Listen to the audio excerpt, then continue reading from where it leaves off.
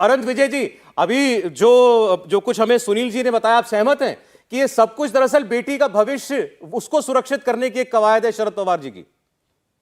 हाँ बिल्कुल, ये उनका रिटायरमेंट और विरासत जो वारिसान होता है ना, वो एक वारिसान बनाया जाता है, ये पॉलिटिकल वारिसान है।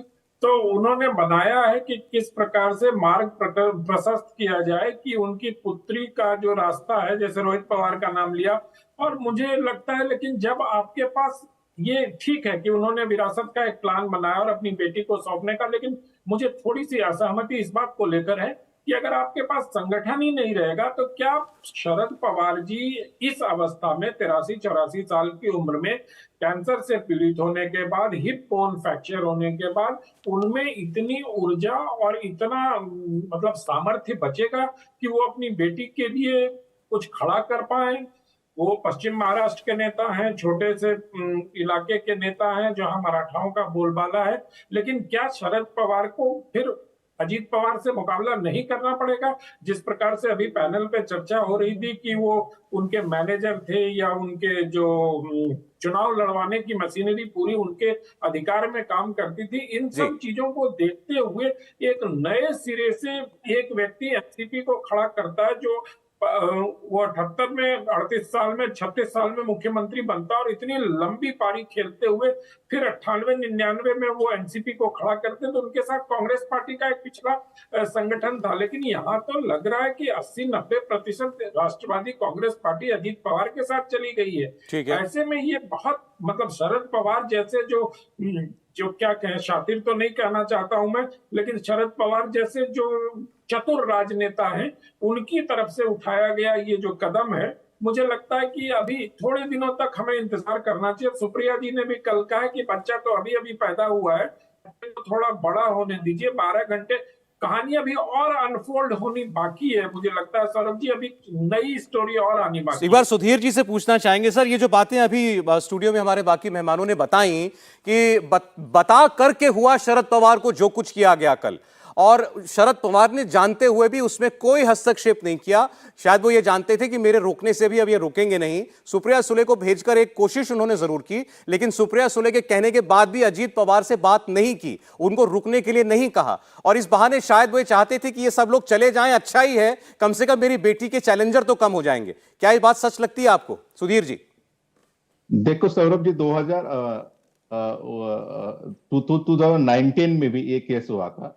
अजित पवार और शरद पवार की बातचीत बीजेपी के साथ में चल रही थी, लेकिन लास्ट मोमेंट जैसे देवेंद्र फडणवीस ने जिक्र किया, वो मेरे किताब में भी जिक्र है चेकमेट में, 2014, 2016 और 2019 भारतीय जनता पार्टी और एनसीपी का साथ में आने का चल रहा था, लेकिन वो बिहाइंड द कर्टेन बातें चल रही थी। 2019 में अजित पवार का सुबह का शपथ विधि देवेंद्र फडणवीस के साथ में हुआ। शरद पवार को उस टाइम कॉन्फिडेंस नहीं था कांग्रेस साथ में आएगी, इसलिए वो भारतीय जनता पार्टी को ऑप्शन एक्सप्लोर कर रहे थे। वो ऑप्शन इसलिए भी एक्सप्लोर कर रहे थे कि प्रेसिडेंट रूल महाराष्ट्र में जो लगा है उसको उठाने के लिए।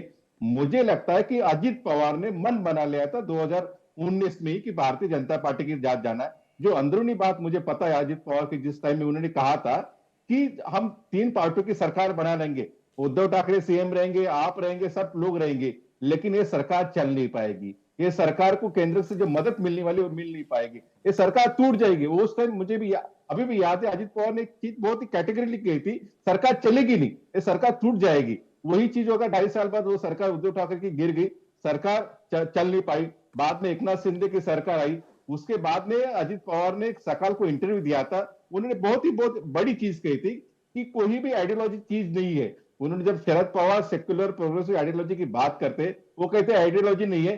जब एनसीपी और कांग्रेस हिंदुत्व वाली शिवसेना जो उद्धव ठाकरे उसके साथ जा सकते, तो बीजेपी में साथ जाने का क्या हर्ज है, जी। क्या प्रॉब्लम है?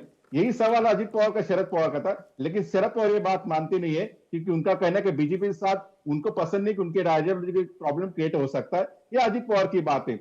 दूसरी बात, जो प्रफुल्ल पटेल है, सुनील तटकरे है और दिलीप वलसे पाटिल, मेरे ख्याल से उनका जो गुस्सा है वो अजित पवार पर कम है, ज्यादा गुस्सा उनका प्रफुल्ल पटेल और सुनील तटकरे के ऊपर है। उनका ऐसा कहना है कि पवार फैमिली में ये 2 लोगों ने अजित पवार को भड़काया है बीजेपी के साथ में जाने के लिए। इसलिए कल की जो प्रेस कॉन्फ्रेंस हुई थी, बाकायदा उन्होंने 2 लोगों का नाम लिया, प्रफुल्ल पटेल का और सुनील तटकरे का, उनके ऊपर एक्शन की भी उन्होंने बात रखी उस प्रेस कॉन्फ्रेंस में।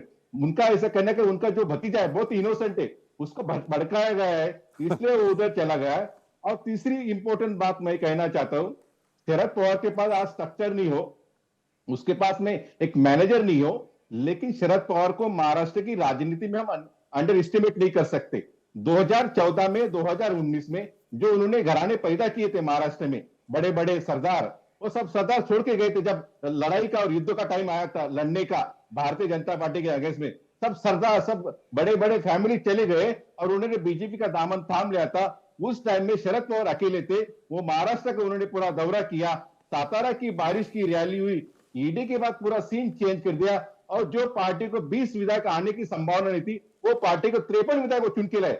और कांग्रेस को 20 से 15 भी सीट नहीं आने वाली थी, कांग्रेस को 44 सीट आई। इसलिए महाराष्ट्र की राजनीति में शरद पवार को तुम माइनस नहीं कर सकते, शरद पवार को अंडर एस्टिमेट देखिए अभी, लेकिन जैसे आपने कहा उनको अंडर एस्टिमेट नहीं करना चाहिए। बहुत से लोग ये कह रहे हैं कि शरद पवार साहब को तो अब तक ओवर एस्टिमेट करके चला गया।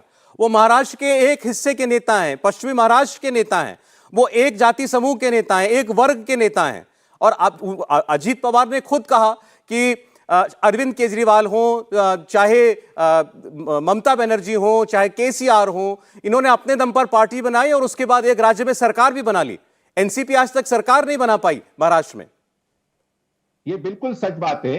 जब एनसीपी खुद के बलबूते पे सरकार नहीं बना पाई, क्योंकि एनसीपी ने हमेशा जो एडजस्टमेंट की राजनीति रहती है की 1999 में जब उनकी सरकार आई थी, सबसे ज्यादा सीट मिली थी, उस टाइम उन्होंने चीफ मिनिस्टर पद लेने के बजाय ज्यादा कैबिनेट के पोर्टफोलियो कांग्रेस से लिया।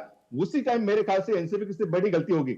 लेकिन वो होने के बावजूद भी आप कोई आदमी 50-60 साल कोई महाराष्ट्र जैसा जो 48 सीट चुनने वाला जो राज्य है लोकसभा के, वो स्टेट का रिलेवेंट रहता है, वो भी बहुत अहम चीज है। नहीं तो शरद पवार के साथ जो लोग थे वो कहाँ है, अब हमको पता है। ठीक है सुधीर जी, आपका कहना लेकिन यह है कि जो कुछ हो गया उसके बाद भी अभी शरद पवार साहब की ताकत को कम करके नहीं आंका जा सकता। कम से कम 5 तारीख को देखिए कि कौन लोग उनके साथ आते हैं, कौन उनके पक्ष में खड़े होते हैं, कौन नहीं होते हैं। इंडिया टीवी हर वक्त हर जगह डाउनलोड करने के लिए सर्च करें India TV news Google play store या ऐप स्टोर पर।